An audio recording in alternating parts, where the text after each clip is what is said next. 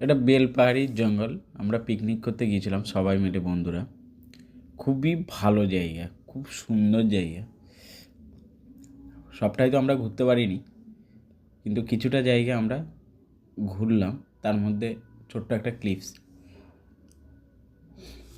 তবে একটু ডেঞ্জারাস, জায়গাটা একটু ডেঞ্জারাসও আছে, কারণ এখানটায় হাতি আসে প্রায় সময়।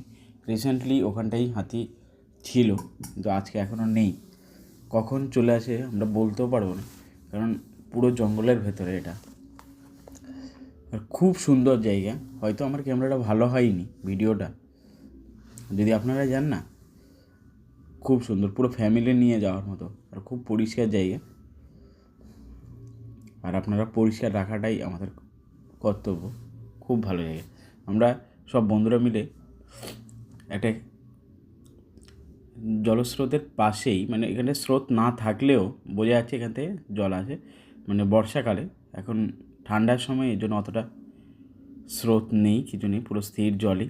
কিন্তু সাইডে আমরা আরেক, এই ক্যানেলের পাশেই